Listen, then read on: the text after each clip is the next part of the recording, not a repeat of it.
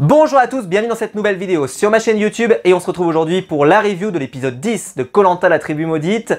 Un épisode qui, de mon point de vue, avait mal démarré. Enfin, en tout cas pas totalement, mais avait mal démarré. Et plus ça avançait, plus l'épisode était bon, voire même très bon. Alors après, c'est un épisode très classique. Deux épreuves très classiques de Koh Lanta. Une épreuve qui veut donner du grand spectacle, de la tension, etc., etc. On la connaît, on a mis les familles dans le bordel, etc. Donc clairement, c'était un épisode propice au drama. Et très clairement, il s'est dit des dingueries dans cet épisode. Bah, disons-le, je vais revenir sur les dingueries qui ont été prononcées dans cet épisode, mais il y a des dingueries. J'ai même fait un short hier, un peu review express, en react de ce que j'étais en train de voir devant mes yeux. Quelque chose que je ne croyais plus voir dans les saisons récentes de Koh Lanta. Et j'ai dit, waouh, ça va être incroyable. Et franchement, c'est voilà. Allez la voir si vous ne l'avez pas vu. Si la vidéo vous plaît, évidemment, vous pouvez la liker, vous pouvez vous abonner. On a dépassé les 20 000, on est sur la route des 25 000 abonnés. Donc n'hésitez pas à vous abonner, à intégrer la famille. Hein, un petit côté mafieux, mais c'est pas très grave. Voilà, n'hésitez pas si vous aimez le contenu, si vous avez envie que la chaîne se développe, si vous avez envie que la chaîne devienne énorme. Et ben n'hésitez pas, pour que je pèse dans le game, comme dirait l'autre. Et ben voilà, n'hésitez pas. Et puis bien sûr, je vous attends en commentaire. Il y a tellement de dingueries dans cette vidéo, je pense qu'à mon avis, vous aurez des choses à raconter parce qu'il s'est passé des dingueries. Alors, revenons. Déjà, l'épisode a bien démarré. Parce qu'il a bien démarré parce que nous avons le droit à la séquence Fabrice. Oui, la séquence Fabrice. On commence par la séquence Fabrice. On se met de bonne humeur. Pourquoi? Parce que Fabrice voit arriver l'éliminé. Donc Sarah arrive et elle raconte la trahison de Gustin. Et donc, Fabrice est déçu que son vote noir ait été utilisé pour une trahison. Et il va dire, dans le plus grand des calmes, qu'en plus, pour sauver, entre guillemets, Gustin, ou en tout cas pour aider Gustin, pour suivre Gustin, qui n'est même pas un aventurier. Bam, il a tiré à balles réelles, ça rafale dans tous les sens. Gustin, il en a pris pour son grade. Ah mais Fabrice, il est plus dans le jeu, mais Fabrice, ça reste mon petit préféré, hein, voilà, je l'aime beaucoup, voilà, il nous manque, oui, il nous manque sur le camp, parce que pour balancer des dingueries, il était là, et il est plus là, donc on n'a plus cette personne pour balancer des dingueries, mais à la maison du jury final, il balance des scuds, c'est très beau. Franchement, Fabrice, je le dis, moi, j'aurais bien envie de le revoir dans une autre saison, parce que franchement, il a pas la langue dans sa poche, et c'est très cool, en tout cas, j'aime bien. Et l'épisode, ce qui a fait que, après ce moment un peu sympathique, qu'est-ce qui a fait que j'ai trouvé que l'épisode avait un peu de mal à démarrer? Alors déjà parce qu'il y a eu deux portraits en peut-être un quart d'heure. Il y a eu le portrait de Cassandre. Pourquoi? Parce que Cassandre commence l'épisode en pleurant. Voilà. En fait, elle est triste d'avoir perdu Sarah, elle est déçue de Gustin. Spoiler, depuis elle s'est mise en couple avec Gustin, donc ça va, la déception est passée, voilà, tout va bien, ils ont remangé et ça va, ils ont mangé ensemble à profusion, ils ont pris raclette et ils se sont dit, quand on a de quoi bouffer, on s'entend bien, quand on n'a pas de quoi bouffer, c'est pas normal, et ben voilà, Gustin est un autre homme quand il mange, ben voilà, on le sait. Bref, je plaisante, c'est de l'humour, c'est un jeu, je rappelle. Donc voilà. Et je plaisante pas sur le fait qu'ils sont en couple, hein, je plaisante pas là-dessus. Et donc, Gustin, elle a déçu, voilà. Et donc Cassandre se sent un peu seule, un peu triste, et Hugo vient la rejoindre dans son malheur, et on les sent tous les deux un peu isolés, voilà, un peu dans le dur, peut-être qu'ils ont perdu un peu le fil du jeu, et Hugo va lancer la phrase qu'on avait vue la semaine dernière, si t'as un ami comme ça, t'as pas besoin d'ennemis. Il va partir dans la forêt, et il va trouver un collier d'immunité individuelle, qui est valable jusqu'à la fin de l'aventure, donc il n'est pas obligé de le jouer dès ce conseil. Donc ce qui fait que, voilà, c'est ta responsabilité, si tu nous fais une TOA, c'est bien fait pour ta gueule. Mais j'étais content pour Hugo parce que je pense qu'il était menacé, Hugo. Et que, alors après, je pense que vu le profil de la saison, et vu les niveaux sportifs, etc., Hugo risque de remporter quand même des épreuves encore. Et il risque de ne pas avoir besoin de beaucoup du collier, et vu le peu où il en aura besoin, ça va vraiment le sauver des ronces. Et donc il risque d'aller à l'orientation, je pense qu'il en est très très bien parti. Vu le profil, vu comment ça se passe, vu comment ça se déroule, je pense qu'il va aller très loin. D'ailleurs, remarque, me permet, Ilyes, la semaine dernière, quand il y en a une qui va dans la forêt pour chercher un collier, c'est scandaleux, vous vous souvenez, il y a ceux qui cherchent les colliers, il y a celles qui cherchent les colliers et ceux qui sont actifs sur le camp. Et là, quand c'est Hugo, on dit rien. On dit rien, Ilyes. On dit rien, Ilyes. Hein, il y a une justice pour l'un et pour les autres. Ah, voilà. Ah, on connaît. Ah, on connaît. Bah ouais. Moi je suis là pour dire les termes. Je sais que ça va pas déranger, ça dérange parce que chaque fois qu'on touche à Saint-Iliès, oh là là c'est terrible. Mais bah ouais, la semaine dernière j'étais pas d'accord. Et là cette semaine il a rien dit, bah tant mieux qu'il ait rien dit. Mais la semaine dernière vous aviez trouvé ça normal. Là pourquoi il est pas... Ah pourquoi il est pas là? Bah, alors je sais, je précise, vu qu'Hugo est pas parti juste avant le conseil, c'est moins visible qu'il va chercher un collier. Parce qu'en fait, il va dans la forêt, mais il revient sans rien et il est chercher un collier. Donc voilà, je me permets, hein, merci. En tout cas, on va avoir Gustin, qui sur le camp, va nous sortir, dans le plus grand des calmes, que garder le riz était un comportement de lâche. Alors Cassandre, quelques minutes avant, ne comprenait pas non plus, comme moi la semaine dernière, que Sarah était considérée comme quelqu'un qui avait manqué de respect à Gustin. Elle comprend pas non plus. Je te rassure, nous non plus, nous ne comprenons pas. Personne ne comprend. Et là, le fait de... comme la gestion du riz serait une preuve de lâcheté, on ne comprend pas. Soit alors la définition de ces mots n'est pas claire et n'est pas claire dans l'esprit de Gustin, ou alors en Suisse, le mot lâche ne veut pas dire du tout ce que ça veut dire chez nous, mais je suis désolé, il n'y a aucun des mots utilisés par Gustin depuis 2 semaines qui ne veut dire quoi que ce soit. Il dit que des dingueries, mais des dingueries qui n'ont aucun sens. Ça ne veut rien dire. Sarah, elle ferait une lâche et en plus elle lui manque de respect par rapport aux séquences qu'on a vues. Arrêtez vos conneries. Arrêtez vos conneries. C'est une blague. Donc Cassandre, elle comprend pas, nous non plus, enfin moi non plus, il y en a certains, c'est Saint-Gustin, c'est pareil, on peut pas toucher, eh ben désolé, on touche quand même. C'est du grand n'importe quoi, c'est du grand n'importe quoi. Les propos tenus n'ont aucun rapport avec ce qui se passe à la séquence. Ça n'a aucun rapport, on comprend rien. C'est nul, c'est ridicule.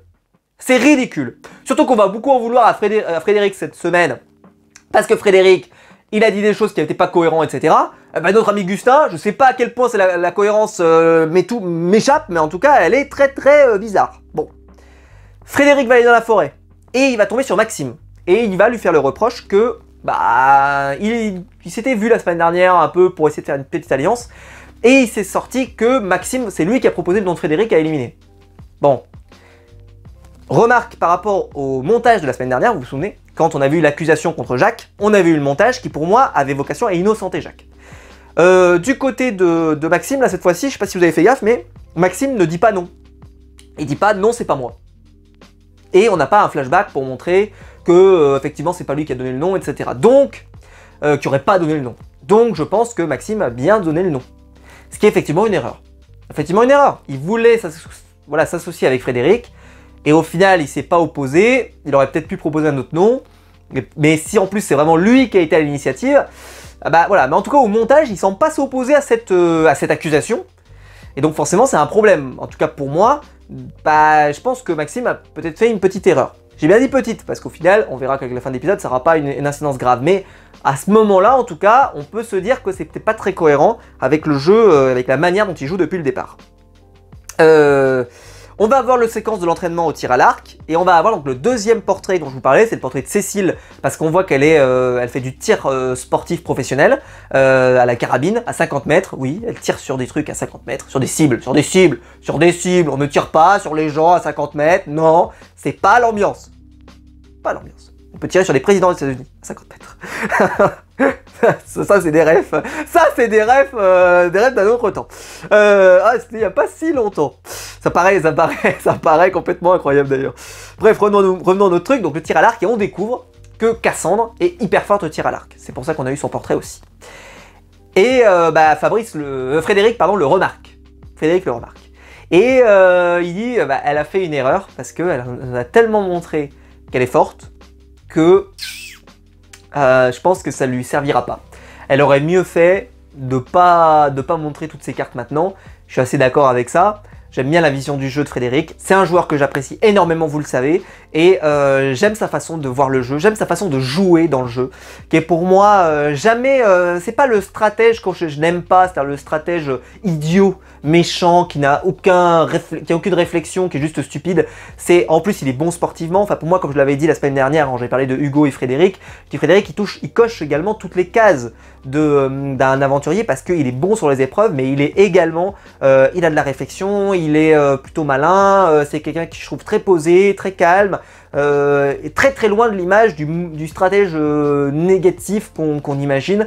Et pour moi, c'est vraiment, je trouve qu'il fait une bonne saison. En tout cas, moi, c'est un aventurier que j'apprécie. On en reparlera tout à l'heure parce que, évidemment, la fin de l'épisode va beaucoup faire parler. On part à l'épreuve de confort et donc on sait que ça va être le tir à l'arc et on va avoir une séquence mémorable de tir à l'arc. Alors pour la séquence du tir à l'arc, déjà ils ont rajouté tout pour que ça soit ambiance complexe. Déjà il y a le mot des familles, donc voilà, il n'y a pas de courrier à gagner, c'est un message vidéo de ta famille et puis après tu pourras échanger avec eux en visio. Ils font plus venir, le bilan carbone de l'opération n'était pas très intéressant. Je pense qu'effectivement avec les moyens techniques qu'on a aujourd'hui, c'est pas forcément très intéressant. Mais avant par exemple, on aurait pu gagner du courrier par exemple. Mais c'est vrai qu'en monde de 2024, s'envoyer une vidéo c'est plus cohérent que de s'envoyer du courrier en 2024. Mais là la mise en scène m'a laissé pantois. Mais alors pantois. Pourquoi? Parce qu'en fait on voit les aventuriers qui sont sur l'île, comme ça, ils sont sur la plage là, et puis il y a Denis, et là, la voix de Secret Story lance des propos comme ça, là on aurait dit la voix du Seigneur, tu vois, tu sais, d'un coup qui balance des voix des familles. On voit pas d'où ça sort, on sait pas, est-ce qu'il y a une enceinte sur la plage. Alors dans le montage, nous on voit la vraie vidéo, des familles, des proches, mais on voit pas, en tout cas de mon point de vue, hein, on voit pas d'où sort le son. Donc t'as l'impression que le son il vient de nulle part, qui est vraiment, il est comme ça, tu sais même pas où ils écoutent, tu sais, c'est très bizarre. Alors c'était intéressant question montage, mais c'est vrai que c'était un peu étonnant de pas voir d'où vient le son. Je me suis dit par exemple, pourquoi ils leur donnent pas une tablette devant les yeux, et puis comme ça ils peuvent voir les têtes de leur famille par exemple. Non, ils ont vraiment que le son, d'après ce qu'on voit. Et voilà, ça faisait très bizarre, vraiment on aurait dit, je vous le dis, une voix un peu... bon. Et donc là ça va pleurer pas mal, évidemment. Alors on a eu un peu une séquence de pleurs avec Cassandre, la re-séquence de pleurs, c'est pas forcément ma cam, la séquence est un peu longuette, mais bon, c'est mieux quand même que les appels téléphoniques qui durent une plombe. Ça va quand même plus vite.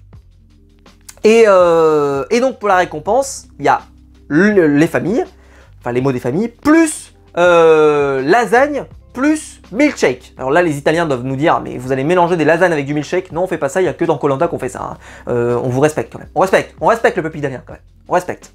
Bon, hein, voilà, s'il vous plaît. Hein. La prochaine fois qu'on se retrouve dans une Coupe du Monde, on y repensera. Oh, ça c'est des dingueries, ça aussi, ça c'est des références d'un autre siècle. Enfin non, c'est dans ce siècle-là, mais en tout cas d'une autre décennie. Revenons sur nos trucs. Donc, il y a un truc que j'ai retenu des portraits, enfin des vidéos, parce qu'on va pas se mentir, il y a deux trucs que j'ai retenu des vidéos. Il y a le grand-père de Gustin, un homme assez âgé, je peux pas vous dire l'âge qu'il a. Et bah sachez-le, même à son âge, il parle plus vite, et pourtant il parle doucement, mais il parle plus vite que Gustin. Ça c'est un exploit. C'est un exploit. Ah, vraiment, bravo, parce que vous parlez plus vite que votre petit-fils, qui... il va doucement. Et là, la séquence. Hugo, qui reçoit donc un petit message de son fils. Yo le padré! Mais on aurait dit Bart Simpson, ton fils c'est Bart Simpson! C'est quoi cette histoire? Yo le padré! Moi je suis le fils de Hugo! Hugo la légende et tout! Oui bah tu vas te calmer. Tu vas te calmer! Hein? Bon bref, il m'a fait mourir de rire. Ça c'était vraiment une séquence géniale. Et surtout, c'était une séquence qui faisait très vrai. J'ai adoré comment Hugo en plus l'a reçu parce que vraiment il a dit bah ça ressemble à mon fils quoi, et c'est très beau et vraiment j'ai adoré la séquence, je l'ai adoré, hyper nature mais j'ai beaucoup aimé. Et là on va voir donc les salves. Alors déjà le premier qui va tirer c'est Hugo, et enfin le premier qui va réussir à marquer dans la cible c'est Hugo, et donc il va casser la flèche de Gustin, un peu dent pour dent, Gustin m'a trahi, clac, il dégage. Est-ce que c'est un comportement de lâche, Gustin, hein, pour savoir à quel point le mot a du sens pour qu'on comprenne? Bon, Frédéric ensuite, même raisonnement qu'Hugo, il va casser Maxime. Et là, j'ai marqué tout de suite sur ma tablette, j'ai dit, mais pourquoi il casse pas Cassandre? En fait, dans quelques minutes avant, dans le montage, il nous dit, Cassandre a fait une erreur, elle nous a montré qu'elle était trop forte lors du tir à l'arc. Bah, il avait le sentiment que s'il avait l'occasion, Frédéric, il allait l'éliminer, tout de suite. Et non, il est l'ennemi de Maxime. Alors pour le même raisonnement qu'Hugo, mais bon. Et donc pour information, le troisième c'est Thibaut. Et Thibaut lui va casser la flèche de Cassandre. Parce qu'elle était très forte à l'entraînement. En fait pour moi, Frédéric aurait dû le faire au deuxième tirage, pas au troisième. Enfin ça aurait même dû être fait avant. Frédéric va ensuite la mettre dans le cible, quatrième tirage. Et là, il va casser celle d'Hugo. Pourquoi? Parce qu'il n'a pas tenu sa parole de le prévenir, voilà, et donc il le casse la flèche. Hugo lui en veut pas. C'est pour ça qu'il y a peut-être qui attendait que ce soit du drama par exemple. Mais il n'y a pas eu tellement de drama sur les premières salves. Puis ensuite, Ilyes va tirer la cinquième salve dans la cible, et il va casser celle de Cécile. Je sais plus trop pourquoi, de mémoire, c'est parce que elle est bonne au tir, je crois, à l'entraînement elle était pas mal, je crois, de mémoire, donc je crois qu'il la casse aussi. Ensuite, Frédéric va casser celle de Sophia, puis, alors, il va casser celle d'Ilyes, parce que, et alors là, il va lui dire... parce que il est le moins bon, alors qu'il y a eu un moment où il y a eu un peu une sorte de on casse les meilleurs, puis après on casse les moins bons, etc. Ils n'ont pas gardé une cohérence sur l'ensemble des salves, et il casse la flèche, et là Ilyes va lui dire mais pourtant moi j'ai réussi une salve, et là Frédéric il va lui dire ah pardon j'avais oublié. Ah bah voilà, j'avais oublié, bah oui j'avais oublié. C'était beau d'oublier, c'était beau. Parce qu'il aurait pu, tu vois, dire non, il aurait pu s'embrouiller, tu vois, il dit ah pardon, j'avais pas fait gaffe. Ça m'est sorti de la tête, voilà. Tu nous as pas marqué, Ilyes, voilà. Bref, ça m'a fait sourire, donc il lui casse la flèche, de toute façon, il faut casser la flèche de quelqu'un. Hein. Puis Frédéric ensuite casse la flèche de Charlotte, et car c'est la moins bonne, mais elle est pas vraiment d'accord, parce que, pour l'instant, elle faisait des salves qui étaient plutôt bonnes. Mais comme je vous l'ai dit, de loin comme ça, je sais pas trop comment ils font pour voir, ça me rappelle Sam quand il avait essayé d'avoir une logique, et puis au final c'était dur d'avoir une logique. Et quand elle s'en va, donc déjà il n'y a plus de filles à ce moment-là, ça se sentait gros comme une maison, et là on voit que les filles se soutiennent et qu'elles comprennent pas la logique qui a été faite, de comment on arrive à cette salve finale, et qu'ils comprennent pas tellement, des fois ils ont éliminé un tel, puis une telle, puis un tel, on comprend pas tellement, et on en reviendra après. Frédéric ensuite, Thibaut va réussir la 9ème, et là il a l'occasion de casser celle de Frédéric, clairement. Et de s'assurer peut-être une très bonne finale, parce que Jacques n'en a pas mis une dedans, et il est nul. Mais il casse celle de Jacques. Il dit parce que moi je tiens à avoir une belle finale. Belle sportivité de Thibaut. Spoiler, peu importe le gagnant, ils vont s'emmener tous les deux de toute façon, donc en réalité la question ne se pose pas. Donc en réalité, Thibaut a choisi quelqu'un avec qui il allait partir en fait. Voilà. Il casse celle de Jacques. Jacques le prend pas du tout mal. Alors pourtant je rappelle qu'il y a des messages des familles et tout, ça aurait pu faire du drama, hein. Ça aurait pu faire du gros drama, mais t'as l'impression que les messages des familles passent un peu à l'as, qui sont plus tellement... voilà, ils les ont vus en fait, presque ils ont entendu leur voix, ça suffit. Tu sais, il y a un peu ce côté de tout le monde a gagné. Après tout le monde n'a pas gagné les lasagnes et le milkshake.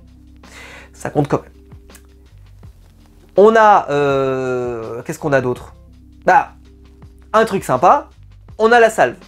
Donc il décide de faire un affrontement Frédéric contre Thibaut. Et c'est Frédéric qui va s'imposer. Alors qu'il était mal parti, Thibaut fait la meilleure flèche. Et puis ensuite Frédéric fait la meilleure flèche et remporte la victoire. Et il décide d'emmener Thibaut. Et là, il dit... Je sais qu'on va me reprocher peut-être, pas forcément d'avoir toujours été cohérent. Mais en fait, je voulais emmener Thibaut au confort. J'avais envie. Et donc, je cherchais pas forcément toujours une logique dans ce que j'ai fait. J'avais envie d'amener Thibaut, et donc j'ai fait en sorte d'amener Thibaut, quoi. Et en fait, est-ce que c'est que les l'ouïe de Frédéric étant plutôt développé, peut-être qu'il s'est dit « J'entends que les filles sont un peu en train de râler, et que j'essaye d'éteindre l'incendie avant de partir. Ça suffira pas, mais j'essaie d'éteindre l'incendie en me disant « Je sais que c'était pas forcément les salves les plus cohérentes, les meilleures salves possibles, etc. Mais, j'ai bien dit mais, j'ai conscience qu'il y a un problème, j'ai conscience que j'ai peut-être pas joué au maximum de ce que j'aurais dû faire, c'est pas grave, accepter que j'avais envie d'amener Thibaut, quoi. Thibaut qui est un candidat qui se dévoue sur le camp, qui est méritant, qui fait plein de choses, qui est vraiment très apprécié, je pense, sur le camp, et donc, je me suis dit ça va peut-être passer, et ça passera pas, ça passera pas sur le camp, et on en reparle tout à l'heure. Et donc voilà, et donc ils partent pour profiter du confort. On n'aura pas beaucoup de séquences sur le confort. On aura juste une séquence pour Frédéric qui nous dira qu'il sent que le retour sera difficile. Parce qu'en plus, d'ailleurs, quand il va revenir, il va trouver une ambiance assez froide. Mais voilà, c'est compliqué et il le sent que... Déjà, il a trop gagné, faut le dire. On peut gagner cette épreuve, mais c'est bien de jamais trop casser de flèches. C'est-à-dire quand tu arrives au bout, que t'es pas cassé 10 flèches. Et là, si vous faites le compte, il en a cassé 1, 2, 3, 4, 5 flèches quand même sur la totale. C'est énorme. 1, 2, 3, ouais c'est ça, 5 flèches. C'est énorme. C'est énorme. Sur le ratio des candidats qui restent, c'est beaucoup trop. C'est beaucoup trop. Et donc ça fait qu'en fait tu te crées des ennemis et énormément d'ennemis. En plus il a dû casser des flèches de gens qui sont de ta propre couleur de tribu, etc. Enfin, en gros tu te mets tous les problèmes. Mais Sam à l'époque ça avait été pareil. Il avait trop cassé de flèches, ça lui crée des problèmes. Je pense que c'était quand même résolvable. Mais il va y avoir un enchaînement d'événements malheureux. Et dont d'ailleurs Frédéric n'est pas responsable pour la plupart. D'ailleurs on en reparle. Mais là on va parler des dingueries sur le camp. Au bord de l'eau, on a une discussion entre filles, et il y a Maxime aussi qui est là. Et Sophia, en tout cas, est celle qui lance l'initiative de peut-être éliminer Frédéric. Pourquoi? Parce que elle le considère comme quelqu'un de dangereux, comme quelqu'un pas fiable, quelqu'un qui n'a pas forcément... qui pourrait peut-être les trahir, etc. Enfin bref...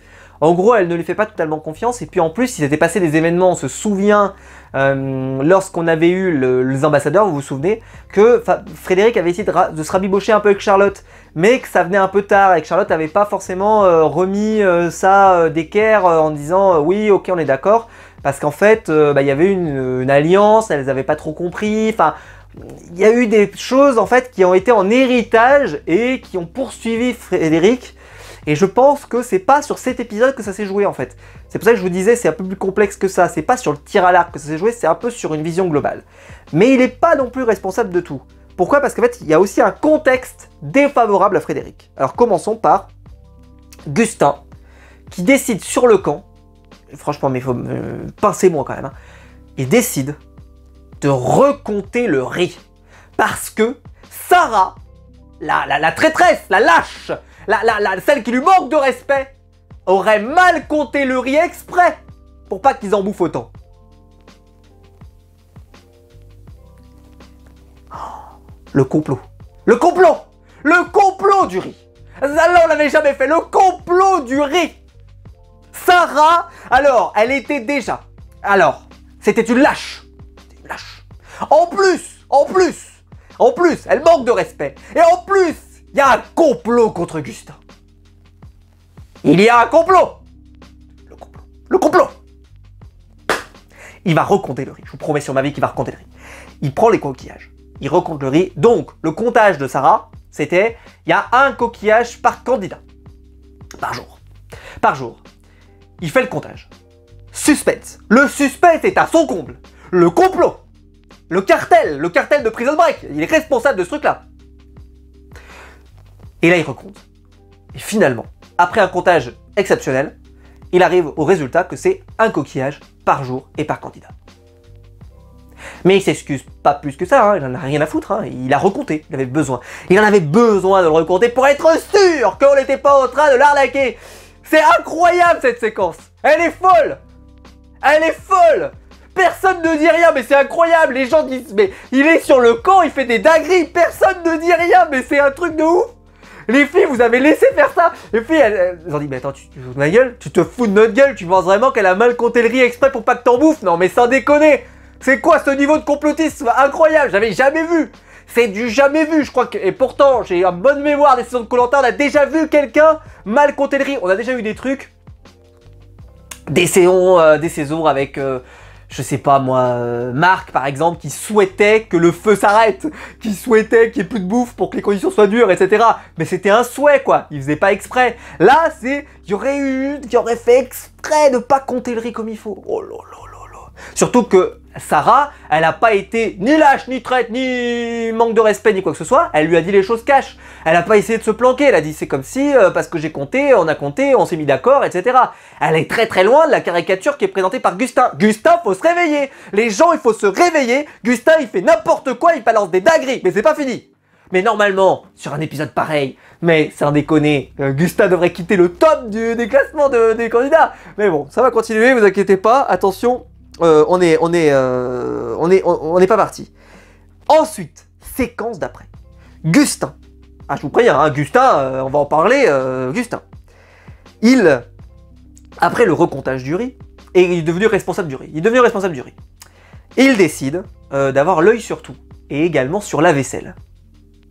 Il va demander, exiger, que les femmes aillent faire la vaisselle, et en plus il va critiquer la vaisselle faite par les femmes.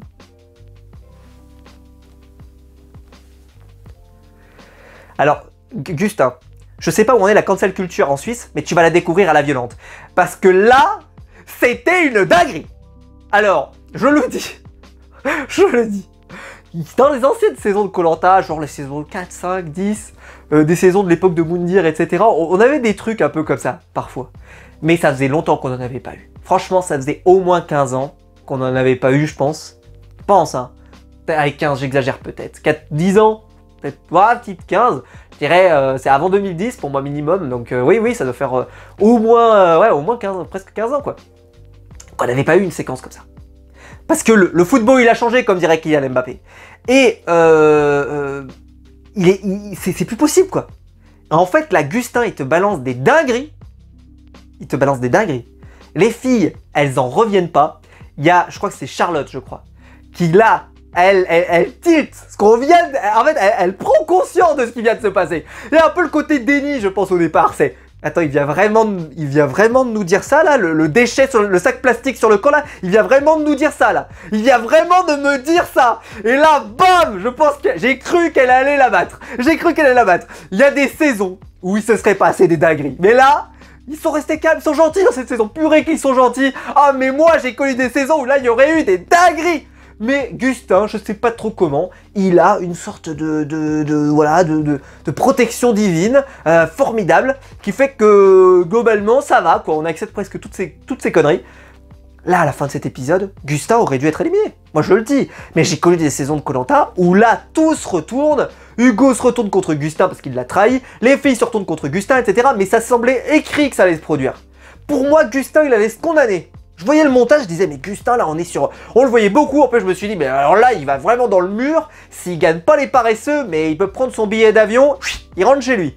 Parce que il y a toutes les raisons de vouloir l'éliminer. Il s'est mis à mal avec un peu tout le monde. Hop, allez, hop, dégage. Eh ben, ça va pas finir comme ça. Mais j'étais sûr, je me disais, mais c'est pas possible, là, il fait trop de dingueries. Mais non, parce que ça fera pas tant d'excellente que ça. Et surtout, Frédéric va revenir. Et donc, il y a un peu le côté... le tir à l'arc qui a compté, le fait, ils sont partis entre garçons aussi, etc. Et donc il y a un contexte défavorable aux garçons qui paye ce qu'on avait vu précédemment sur on insinue que les filles devraient se mettre en alliance sans raison, et donc à force, oui, le bourrage de crâne ça marche. Le bourrage de crâne ça marche. Ça a marché pendant la Première Guerre mondiale, je vois pas pourquoi ça marcherait pas là. Ça marche.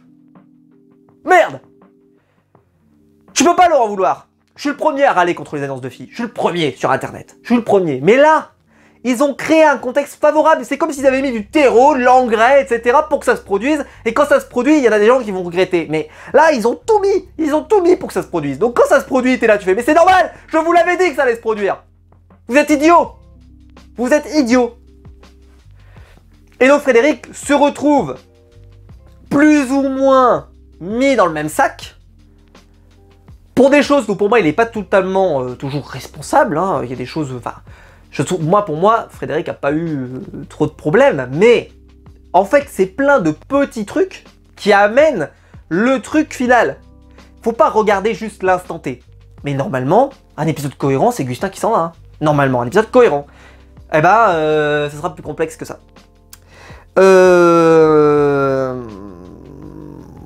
On va avoir Charlotte qui renverse le riz. Bon, plus de peur que de mal, ils vont le récupérer grain par grain et ça va. Et on a eu des périodes où si on brûlait le riz, c'était catastrophique.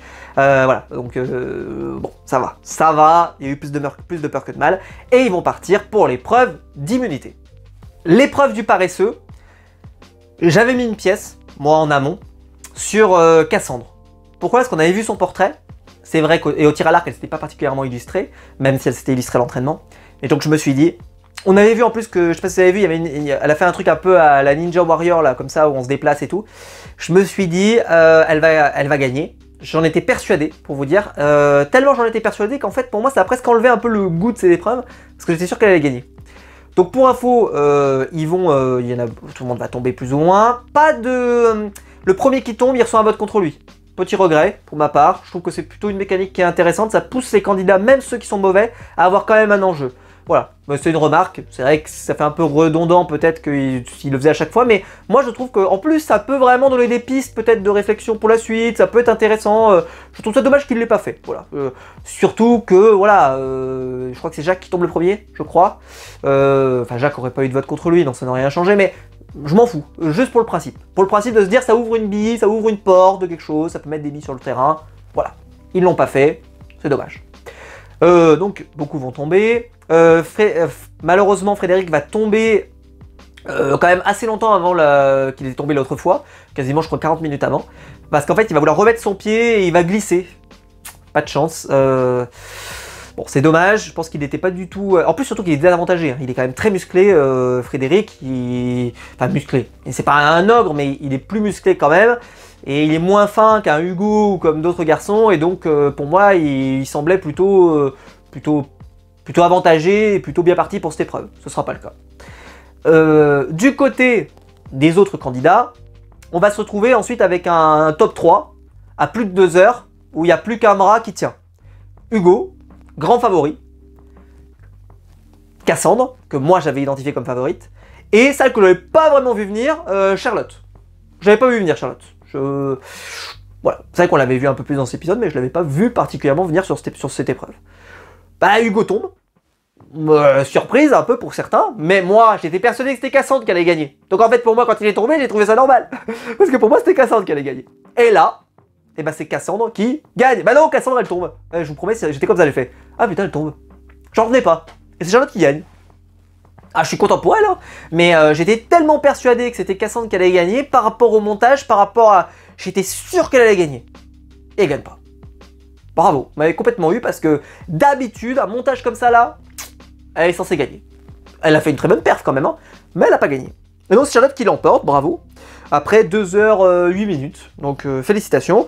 Et puis après on va aller sur le camp. Et Charlotte va se retourner contre Frédéric, car Frédéric veut voter contre Hugo. Et c'est là où je me dis, Frédéric a peut-être fait une erreur. C'est peut-être d'avoir voulu voter contre Hugo. Est-ce que voter contre Maxime aurait pas été plus favorable parce que Maxime était peut-être moins protégé, même si ça aurait amené probablement une conséquence malheureuse à la fin, puisque il y aurait eu le collier, puisque Maxime va trouver un collier entre temps. Donc il aurait sorti le collier tout de suite immédiatement et il se serait sauvé. Mais c'est pas grave. Ça aurait amené un conseil quand même assez fou, et puis Frédéric qui part sur un collier, ça aurait été peut-être assez symbolique, mais bon, c'est pas ce qui va se produire. Et Charlotte, donc elle est pas d'accord avec ça, parce qu'elle aime bien Hugo. C'est pour ça que je vous dis, je pense qu'Hugo, il va aller jusqu'au bout. Et je pense que s'il trouve le poignard, hein, il a intérêt de gagner les poteaux, parce que je pense que si ils sont cohérents, ils le choisiront pas sur les poteaux. Enfin, il faut être cohérent. Je pense qu'il va tomber et il va nous faire une Claude. Faut être très clair. S'il tombe le premier. Ou même le deuxième d'ailleurs. Enfin, s'il gagne pas, enfin. Donc Maxime cherche un collier, il l'a trouvé, je voulais dire. Et lui, bah, Jacques par exemple, lui il reste dans le sillon par exemple de Frédéric, parce qu'on a très peu vu Jacques. Et il va nous dire, moi je veux voter Hugo parce que bah, il est trop fort, il est rouge, il n'est pas jaune. Merci, puis je nous répète ça 2 fois. Il est rouge, il n'est pas jaune. Ouais, c'est sympa. Merci pour la précision, ça fait plaisir. Et donc on va l'éliminer, voilà. Je pense que ça a été un mauvais choix. Ça a été un mauvais choix pour 2 raisons. La première, c'est que Frédéric, il a quand même raté un long moment sur le camp une grosse période. Et donc partir sur un truc comme ça, peut-être que ça aurait mérité d'être plus préparé en amont et d'avoir vraiment toutes les cartes en main. Là, il est resté un peu trop en retrait avec Thibaut en plus. Hein, je pense que c'était pas bon signe. Et voilà, c'était pas génial. Pour quelqu'un qui a une bonne vision du jeu, là, le retirer du jeu pour revenir, je pense qu'il s'est pas... il s'est pas dit, il s'est passé des dingueries pendant que j'étais pas là. Et pourtant, si tu savais, il s'est passé des dingueries pendant que j'étais pas là. Et il a pas senti le contexte défavorable se développer, en tout cas pas suffisamment. Pas suffisamment, parce qu'il l'a senti quand même. Il a senti le froid quand il est arrivé. Mais il l'a pas senti suffisamment et il est resté trop avec un excès de confiance, comme je le disais au début de cette review. Parce que c'est vraiment un excès de confiance. Hein. C'est comme ça que je vais l'appeler la review, je pense. Hein. Je vais voir. Peut-être que je trouverai un autre nom. Peut-être que je mettrai le nom de Gustin. Je vais voir. Faut que je trouve une astuce. Je vais voir. Et donc on se retrouve dans cette config de conseil où Hugo a un collier. Est-ce qu'il va le jouer? Est-ce qu'il va pas le jouer? Et il s'avère en plus que les deux prénoms proposés, c'est Hugo ou Frédéric. Donc on va forcément, peu importe le scénario, perdre une des légendes de la saison. C'est-à-dire un des héros qui a fait son retour. Hugo ne le sort pas. Il a eu raison. Si jamais le résultat avait été différent, on l'aurait pointé du doigt en disant il a fait une erreur. Mais Hugo a certainement senti que c'était suffisamment décidé, complètement sûr, etc. pour ne pas le sortir, et il a eu raison. Ça a payé, et je pense qu'il en aura bien besoin, peut-être pour les destins liés qui arrivent, etc. Je pense que voilà, ça peut lui servir d'avoir un collier. Au final, Hugo va avoir 5 votes contre lui, et Frédéric va avoir 7 votes contre lui. La tête de Jacques, quand il s'en va, elle veut tout dire. C'est vraiment, t'as un côté très Survivor d'ailleurs dans vraiment le waouh, qu'est-ce qui se passe, tu vois, il est vraiment sur le cul. Et on voit même Ilyes qui en revient pas, enfin il y en a plein qui sont un peu surpris. Et je vais dire tout le bien que je pense de Frédéric. Je trouve que la séquence de départ dit tout ce que je pense de bien de cet homme. Je l'ai toujours défendu ici sur cette chaîne depuis le départ et jusqu'à maintenant, et ça va pas changer. Peu importe que vous étiez plutôt team Hugo, moi j'aurais préféré qu'on perde Hugo et qu'on garde Frédéric, qui pour moi était bien meilleur et bien plus utile à la saison, parce que dans le sens où il apporte des choses, stratégiquement, etc. Franchement c'est beaucoup plus intéressant de l'avoir sur le camp. Hugo, il fait moins le show, il m'intéresse moins. C'est pas un candidat que j'aime pas, j'ai déjà entendu ça, le Hugo que j'aime pas. Non, c'est juste que c'est pas mon style de candidat. Je peux pas me forcer, c'est pas mon style de candidat. C'est un style de candidat trop fade, trop simple. Alors même si il se réveille un peu cette année, d'ailleurs il va le dire, il dit cette année je me lance un peu plus dans les stratégies, je pense à mon collier, je pense à des trucs, etc. Je sors ma zone de confort. C'est pour dire à quel point il part de loin, Hugo. Mais c'est sûr, il fait mieux que les autres années. Pour moi, c'est quand même, il fait mieux que les autres années. D'un certain point de vue, parce que je le trouve plus entreprenant. Il fait plus de choses, il essaye. Alors, avec perte et fracas, parce que souvent, c'est pas forcément extraordinaire. Avec des fois des choses un peu balbutiantes et pas toujours très logiques. Mais peu importe, il essaye. Et ça, c'est quand même bien. Moi, je compte beaucoup sur le fait que quand on essaye quelque chose, ça compte autant que quand on l'avoir réussi. Et je trouve qu'il a réussi de faire des choses. Il essaie d'améliorer un peu son set de possibilités dans Koh-Lanta, et c'est très bien pour Hugo. Mais revenons, j'aurais préféré évidemment que Frédéric reste. Je trouve qu'il a une analyse du jeu qui est super agréable, je le trouve... En plus il est bon sur les épreuves, ça s'est confirmé, il a été bon au tir à l'arc, mais même sur l'épreuve du paresseux, alors il glisse, mais je pense qu'il aurait pu tenir encore longtemps, et je pense qu'il était... Enfin voilà, pour moi il coche toutes les cases. Et son départ de très très grande classe, avec le sourire, avec le côté de je comprends, c'est injuste parce que lui il dit bah je comprends pas, je suis pas d'accord avec vous les filles, parce que rien de ce que vous avez dit n'est vraiment vrai, etc. Mais bah, je vous comprends, vous avez eu raison de me sortir, vous avez bien joué le coup en plus, il y a un côté respect de son adversaire qui est vraiment formidable. Il part la tête haute, il part avec un très très beau mot pour finir en disant j'ai adoré cette aventure, etc. Bref, l'un des plus beaux départs de Koh-Lanta, je suis prêt à débattre. Citez-moi un plus beau départ de Koh-Lanta que celui de Frédéric là. Franchement, je pense qu'ils les ont quasiment tous éteints, tellement c'est beau. Je l'ai trouvé formidable, je l'ai trouvé de très grande classe. Mais en fait, ce que je savais déjà, moi j'ai pas eu besoin de voir ça. Je le savais déjà. Mais j'espère que pour ceux qui n'en avaient pas pris conscience, qui voulaient le faire passer pour le grand méchant loup, pour le méchant, etc., que en fait, juste vous n'avez pas compris que lui, c'est le candidat Koh-Lanta pour moi, entre guillemets, parfait. C'est le candidat qui a conscience que c'est un jeu et qui est là pour s'éclater, qui est bon sur les épreuves, qui veut essayer de faire des alliances, qui veut essayer de s'amuser, qui veut essayer de faire plein de choses, etc., qui s'active, Enfin, franchement, il coche toutes les cases, Frédéric. Alors ok, c'est pas Hugo. Eh ben c'est pas Hugo, eh ben moi je préfère 100 fois Frédéric qu'Hugo. C'est mon choix. Ça n'engage que moi, et je suis pas là pour débattre, pour dire que j'ai raison. Parce que ceux qui adorent Hugo, c'est pour d'autres raisons. Et vous avez raison. Et vos raisons, elles sont tout aussi légitimes. Mais c'est pas les miennes. C'est-à-dire que c'est pas celles qui, moi, me correspondent. Et correspondent à ce que je veux voir dans le jeu. Mais j'ai adoré Frédéric. Et j'ai adoré Frédéric dans cette saison. Et j'espère que ça lui a redonné l'image, en tout cas que moi j'en avais. Parce que moi je n'en ai jamais douté. Vous pouvez retourner au review que j'avais fait de sa saison, où j'avais dit tout le bien que je pensais de Frédéric, que je trouvais que c'était un candidat super, et que c'était un excellent gagnant. Et d'ailleurs je le confirme, ça a été un excellent gagnant de Koh-Lanta. Et il a été très bon, et je suis très content de l'avoir retrouvé dans cette aventure. J'étais content de le revoir, et je serais même pas content de le revoir encore une fois. Franchement, il a été très bien. Et comme je l'ai dit, je pense qu'il a pâti du contexte en fait, de tout ce qu'il a fait. Mais de tout ce qu'a fait même tous les garçons pour moi au sens large. Qui amène cette alliance de filles, qui n'est pas vraiment une alliance de filles parce qu'il y a d'autres gens qui participent. Parce que c'est différent, c'est pas totalement comme on a eu d'autres années. Là c'est plutôt... et surtout moi des fois je trouvais que c'était injuste. Parce que... Et il y en a qui l'ont dit sur internet que c'était injuste. Dans le sens où... en fait les femmes vont pas se sentir méprisées, etc. D'ailleurs il va y avoir Elias qui va parler sur le conseil pardon, pour défendre les filles, etc. Bon ok, mais ce que j'ai trouvé un peu étonnant, c'est que ça semblait pas vraiment vrai en fait. Ça semblait pas vrai, ça semblait très artificiel, ça semblait un discours de politicien, celui que nous a fait Elias, mais même, tu as l'impression en gros que c'était, on sent qu'on pense pas un mot quoi, parce que c'était trop en fait limite, c'était presque trop.